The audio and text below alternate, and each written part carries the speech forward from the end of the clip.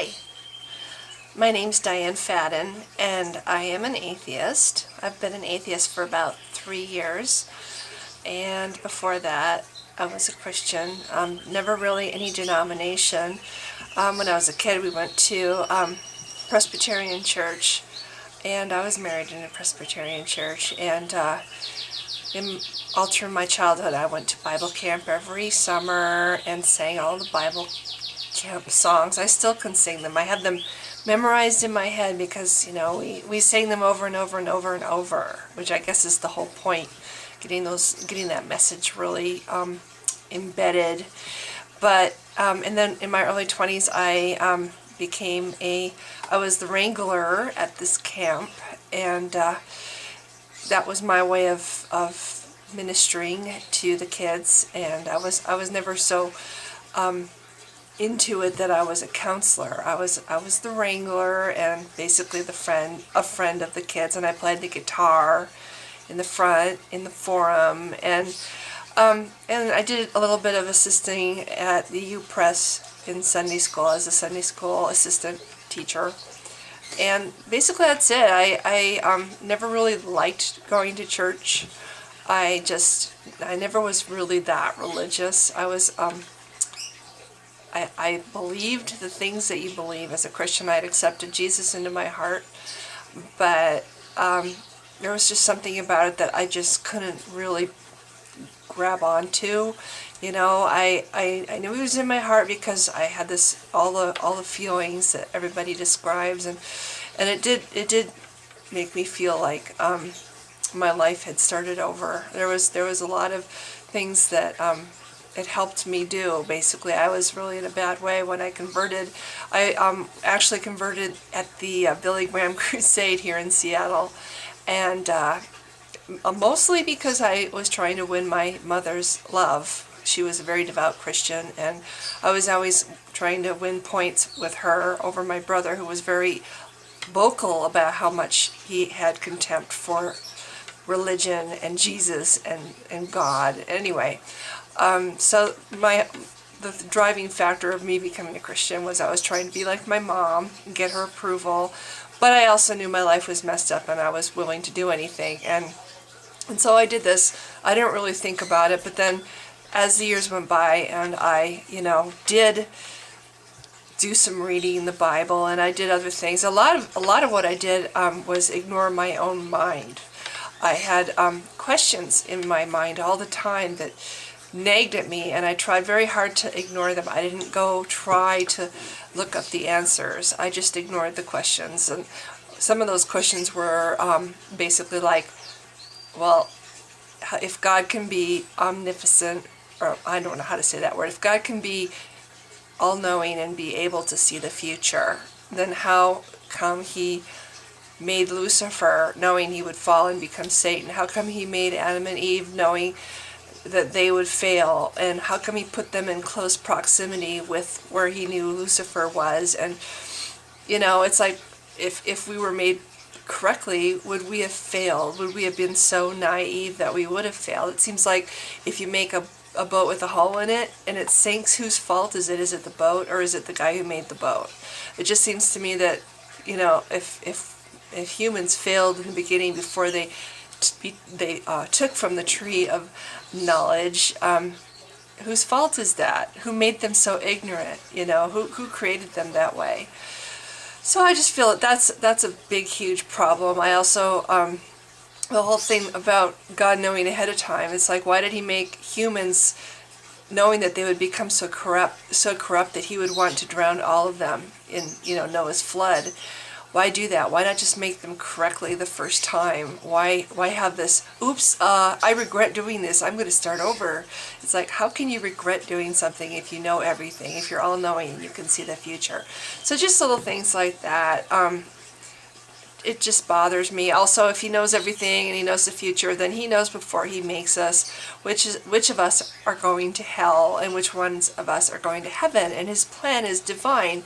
It's perfect. So we pray to him, but what are we doing? We're asking him to change his divine plan. If he's God and he's perfect and his plan is perfect, then why would he do that? Why would he change it? So part of his plan is where we are destined to go. I'm already destined to go to hell if that's where I'm going to go.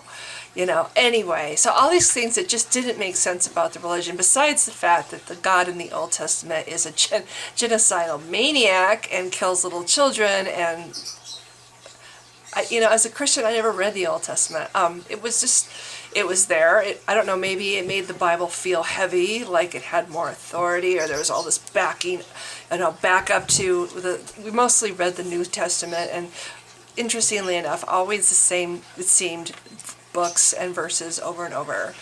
And there was so much in that book that I didn't know was in there, and that was, probably carrying around and feeling like, this is something really this is the Word of God. I had this awe and reverence about the Bible.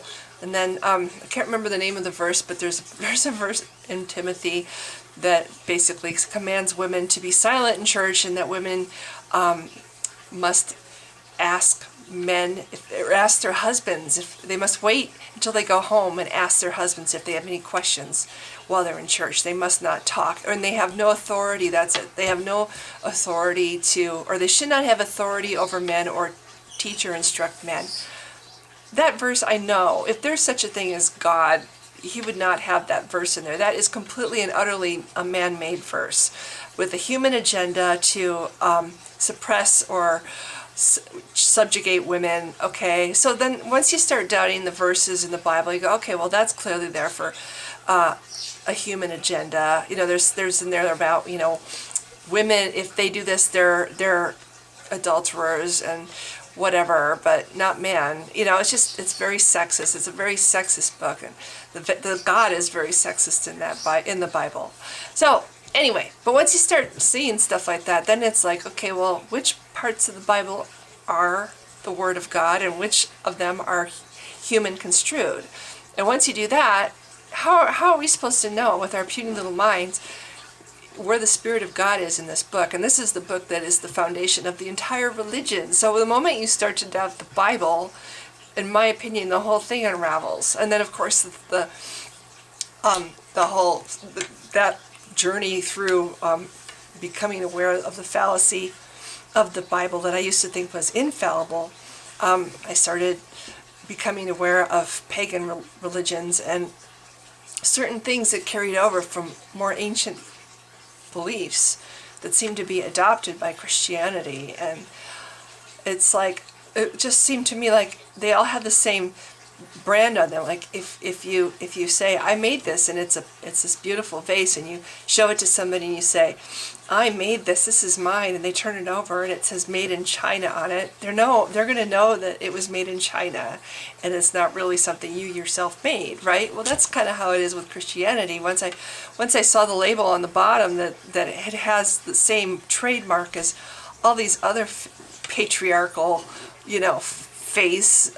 I can't pronounce. Anyway, it's like I saw a brand on the bottom that said made in China. It's like, this is not any more heaven inspired than any other of these past sun god cults or whatever that came before. So these two things combined, I found I couldn't believe. And then there's the other thing about the nature of God that, I'm sorry, but do we forgive what he did in the Old Testament just because he suddenly decided to get nice and warm and fuzzy in the New?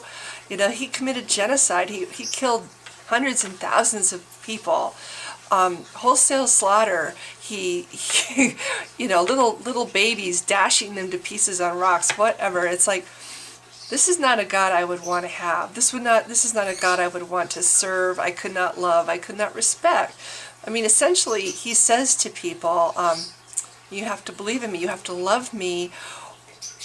I love you. I love you. You have to love me back, or you're going to suffer for eternity in hell. How is that something that's going to inspire love? It's going to inspire fear in me.